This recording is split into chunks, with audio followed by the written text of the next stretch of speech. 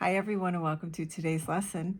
We are on chapter 1, section 3, Atonement and Miracles. So if you just like to take a minute to get your materials, I will just set an intention, bringing in the frequency of today's message. So I will give you a second to, collect whatever it is that you need to get for this lesson, and I'm just going to set the tone here. So just to bring in some high frequency energy for our lesson.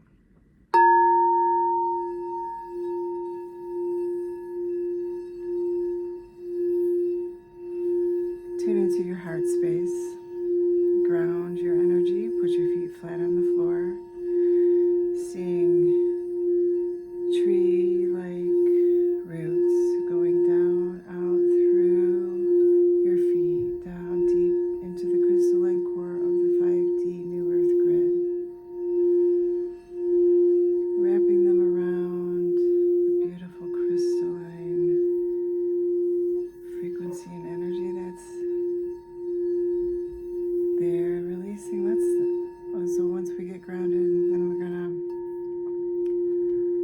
we're going to release from our head all the way down through our body into the feet, down out through the feet.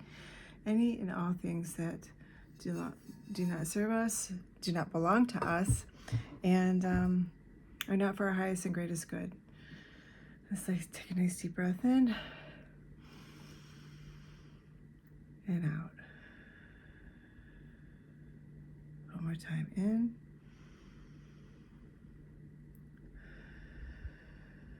and out. Now we're going to envision a frequency or a light of golden white light bringing in from the divine the highest frequency of unconditional love down through our body, filling any holes, tears,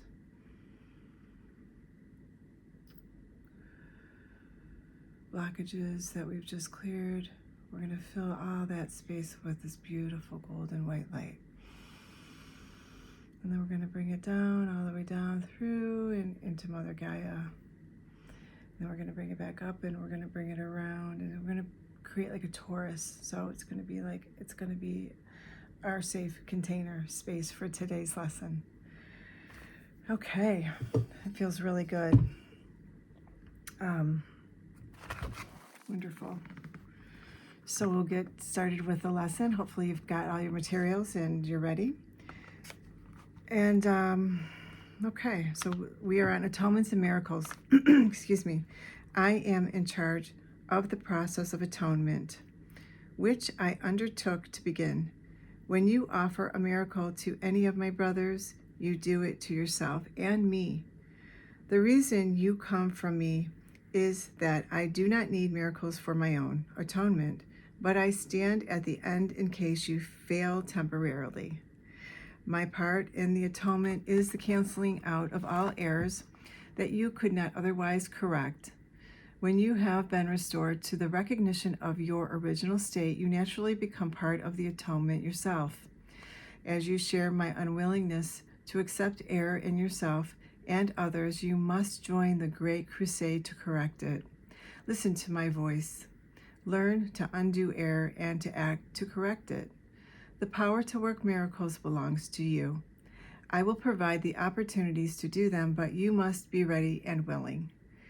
Doing them will bring conviction in the ability, because conviction comes through accomplishment. The ability is the potential, the achievement is its expression, and the atonement, which is the natural profession of the child or of the children of God, is the purpose.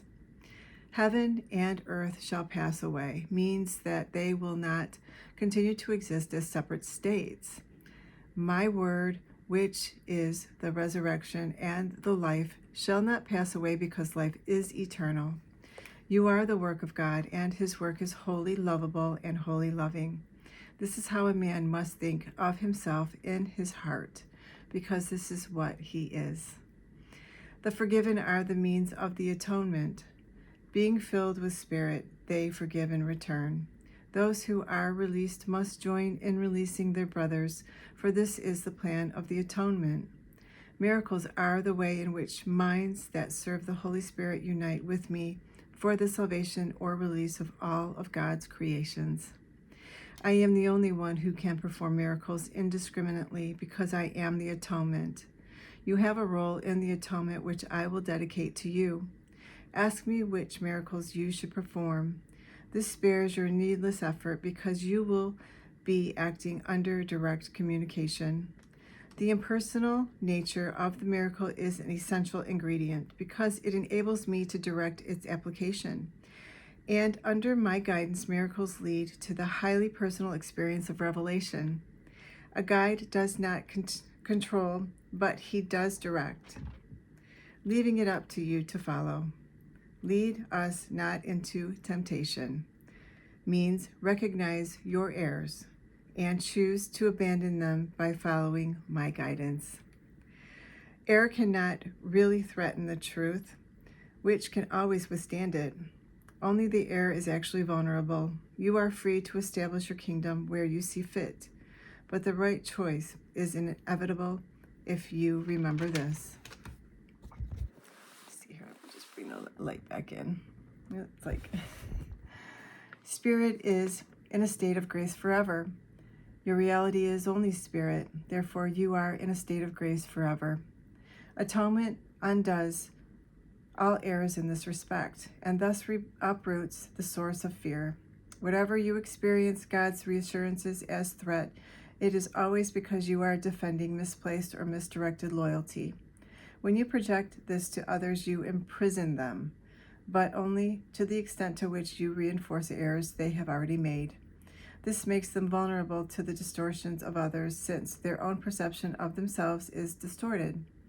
The miracle worker can only bless them, and this undoes their distortions and frees them from prison.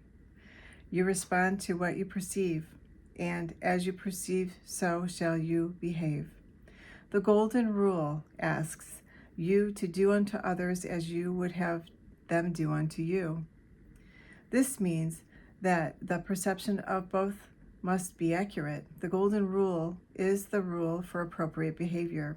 You cannot behave appropriately unless you perceive correctly. Since you and your neighbor are equal members of one family, as you perceive both, so you will do to both. You should look out from the perception of your own holiness to the holiness of others. Miracles arise from a mind that is ready for them. By being united, this mind goes out to everyone, even without the awareness of the miracle worker himself. The impersonal nature of miracles is because the atonement itself is one, uniting all creations with the Creator. As an expression of what you truly are, the miracle places the mind in a state of grace. The mind then naturally welcomes the host within and the stranger without. When you bring in the stranger, he becomes your brother. That the miracle may have effects on your brothers, that you may not recognize it, is not your concern. The miracle will always bless you. Miracles you are not asked to perform have not lost their value. They are still expressions of your own state of grace, but the action aspect of the miracle should be controlled by me because of my complete awareness of the whole plan. The impersonal nature of miracle-mindedness ensures your grace, but only if I am in position to know where they can be bestowed. Miracles are selective only in the sense that they are directed towards those who can use them for themselves. Since this mistake is inevitable that they will extend them to others, a strong chain of atonement is welded. However, this selectively takes no account to the magnitude of the miracle itself. Because the concept of size exists on a plane that is itself unreal. Since the miracle aims at restoring the awareness of reality, it would not be useful if it were bound by laws that govern the error it aims to correct. So that is our lesson for today, for this week. Chapter 1, The Meaning of Miracles. Section 3, Atonement and Miracles. And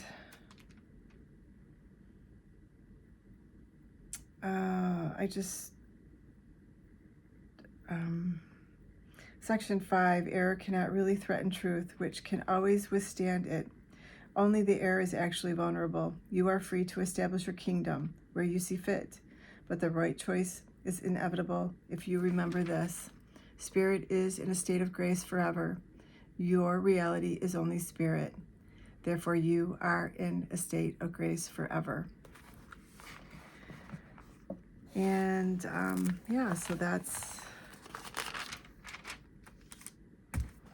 our lesson. And I'm going to now do the light language activation for today that goes along with that. I'd love to anchor in this energy and bring this through for you and also for the collective.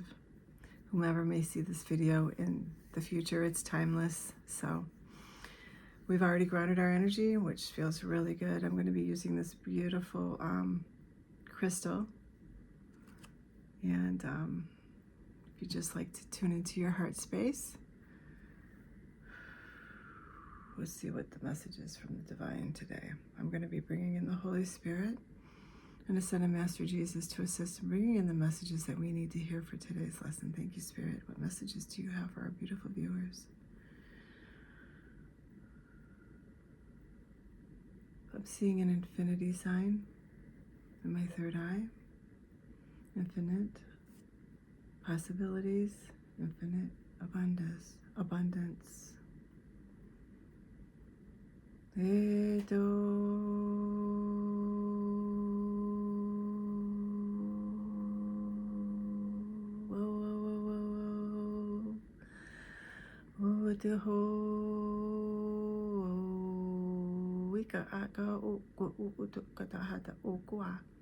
Sikata okowa iti tuku ukatihit okowa iti tutukututa mi okwa chukata ohe o te okoto e koto okowa iti oe iriko o okoto o iti akata ati iti okota ati shikata a ikota patakiti okowa iti okowa iti hata kotoa.